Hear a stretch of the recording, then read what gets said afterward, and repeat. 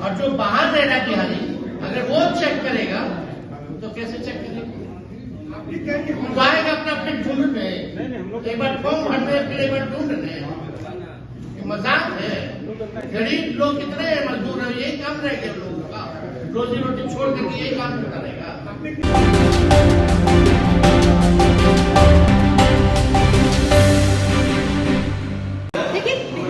चुनाव से पहले एक बड़ी खबर निकलकर सामने आई है, जहां तेजस्वी यादव और उनके स्टाफ के वोटिंग लिस्ट से नाम को हटा दिया गया है, जिसके बाद तेजस्वी यादव ने प्रेस कॉन्फ्रेंस कर क्या कुछ कह रहे हैं नोट में सुनिए।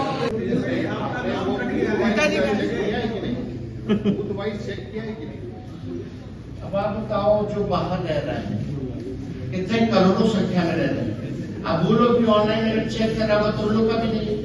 आपने वो इनोग्रेशन फॉर्म भरा था? हाँ, नाम कट गया। आपका नाम आपको कोई पावती नहीं मिला, लेकिन हम फोटो खिंचवा लिए फॉर्म देते हुए अपना बीएलओ के साथ। वो तो हम लोग को आपका नाम कट गया तो क्या करेंगे? हम देश के नागरिक नहीं है। चुनाव कैसे लड़ेंगे अगर आप वोटर नहीं हैं? चुनाव कैसे लड़ेंगे? इस घर में रहने का कोई अधिकार नहीं। अब चुनाव कैसे लड़िएगा? आप यही तो गड़बड़ घोटाला है। कंफर्म करेंगे मेरा नाम कट गया, हम कैसे कंफर्म? ऑनलाइन भी तो आप चेक वही तरीका है, वही तरीका, एप्लीकेशन क्या है, वही तरीका है, यही तरीका है। और जो बाहर रहना बिहारी अगर वो चेक करेगा तो कैसे चेक करेगा? वो आएगा अपना फिर ढूंढ रहे, एक बार फॉर्म भर रहे, फिर एक बार ढूंढ रहे हैं। मजाक है। गरीब लोग कितने मजदूर है, यही काम रह गया लोगों का, रोजी रोटी छोड़ करके यही काम करता रहेगा। द्वारा शुरू में ये आश्वासन दिया गया था कि मतदाता सूची से हटाए गए प्रत्येक नाम की जानकारी का और कारण, जैसे किसी की मृत्यु हो गई है या कोई शिफ्टेड हो गया, स्थानांतरण हो गया है, रिपीटेड यानी दोहरा वोटर है, या लापता अनट्रेसेबल, यानी सभी राजनीतिक दलों को जिसका भी कटेगा पुराने वाले लिस्ट से नाम, उन सब की जानकारी चुनाव आयोग जो है देने का काम है। कल हमारा डेलीगेशन महागठबंधन का, क्योंकि हम लोग सब लोग जान रहे हैं कि साजिशों को, तो कल हमारा महागठबंधन का डेलीगेशन चुनाव आयोग गया था और अपनी बात को रखा है, लेकिन चुनाव आयोग ने एक बार भी गौर नहीं किया। जैसे तानाशाही जो होता है कि जाइए जो करना है कर लीजिए, हमको तो जो ऊपर से जो गुजराती दो जो बताएंगे वही बिहार का वोटर होकर, जो गुजराती दो जो लोग गुजराती के लिए हैं गुजरात में, जो वो कहेंगे वही बिहार का वोटर लिस्ट में उसी का नाम जाएगा।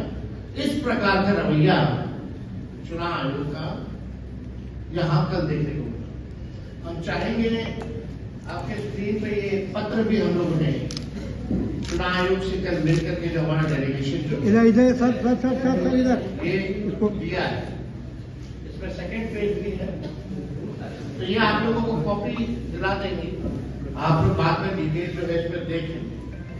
लेकिन अब सवाल जो है, एक और वो लगा, अब हम आपको वो डॉक्यूमेंट दिखा रहे हैं एज एन एग्जाम्पल सुल्तानगंज विधानसभा का, जहां चुनाव आयोग ने हर पॉलिटिकल पार्टी को जो है दिया है, उपलब्ध कराया। जरा जूम करो ऊपर का। अब इसमें लिखा है पार्टी वाइज, ये एएसडी लिस्ट है। इसमें ऊपर अगर आप देखें, पूरा जूम करो, पहला लाइन में पार्टी वाइज लिस्ट, और जूम करो, ये गौर करो, ठीक है। तो इसमें लिखा है party wise list of elector of concerned constituency whose enumeration form is not submitted and whose name is not in draft roll 2025. ये आप देख सकते हैं। अब इसके कैटेगरीज पे आप यही रखे रहना ताकि हमारे प्रेस के साथी जो है इसको समझ सके।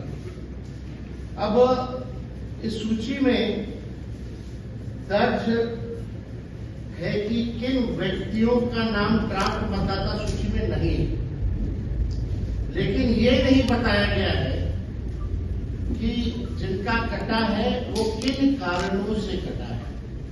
पहला इसमें है ID, part number, name, relation type, relative name, age, gender, old part number, old part serial number. अब तकरीबन जो है हर विधानसभा से 20 से 30 हजार नाम काटे गए,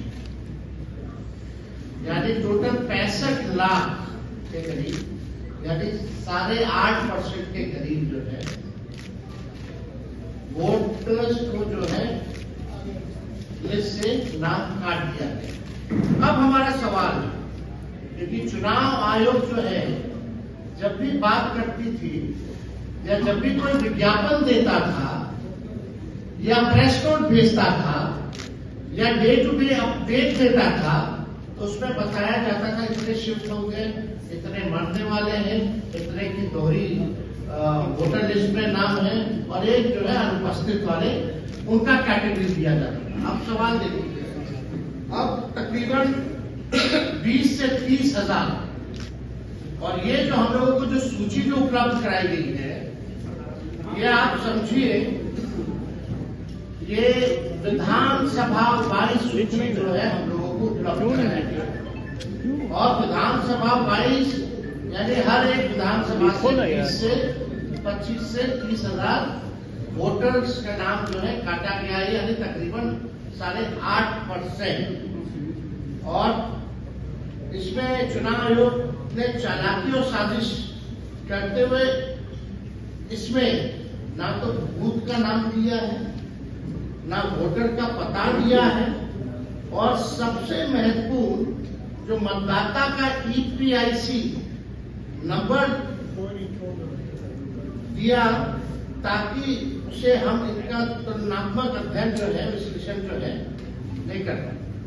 यानी चुनाव आयोग की चालाकी है, कहीं वोटर का नाम मतलब जो वोटर का पता नहीं, बूथ का नाम नंबर नहीं है, और ईपीआईसी नंबर जो है वो नहीं है, ताकि हम जो है पता कर सके कि कौन लोग हैं जिनका नाम कटा, यानी चोर के दारी में जिनका यानी छुपाया जा रहा है।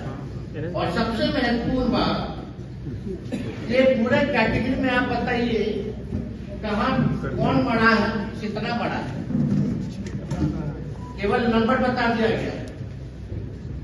कौन से बूथ का आदमी जो है रिपीटेड है या शिफ्टेड है या डेथ हुआ है या उसका ईपीआईसी नंबर क्या है, ये इस लिस्ट से कैसे पता चलेगा?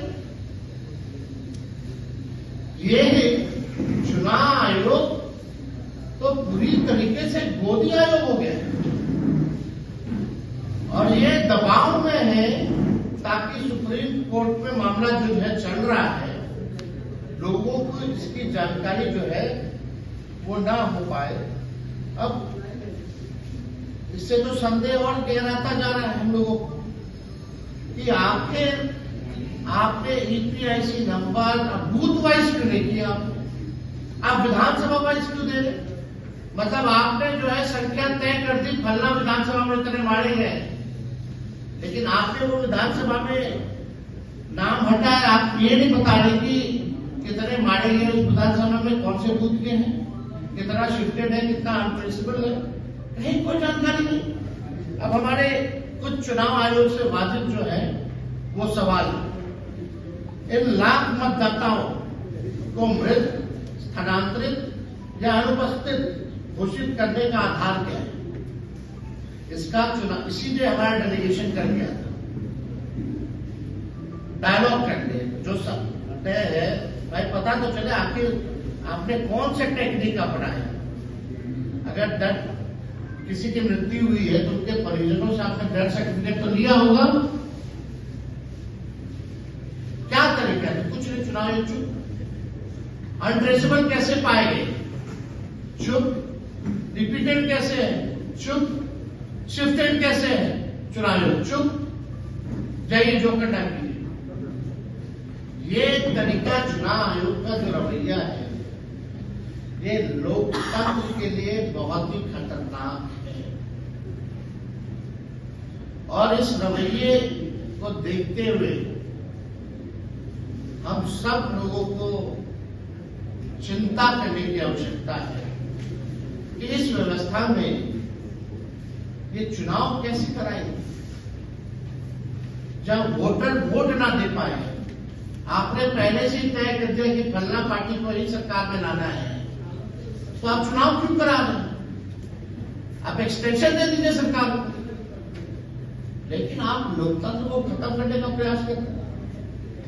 अब मृतक मतदाताओं के परिजनों से कौन सा दस्तावेज लिया जिसके आधार पर उनकी मौत की पुष्टि हुई?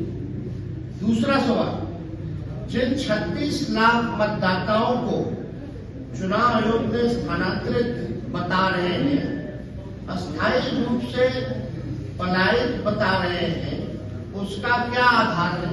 इलेक्शन कमीशन को स्पष्ट जो है करना चाहिए। तो आपने सुना तेजस्वी यादव सीधे तौर पर चुनाव आयोग पर बड़ा आरोप लगाते कहा कि यह गड़बड़ी आखिर कैसे हुई, और गड़बड़ी को सुधारने के लिए तेजस्वी यादव ने कहा है। और साथ ही साथ आपको बता दें कि तेजस्वी यादव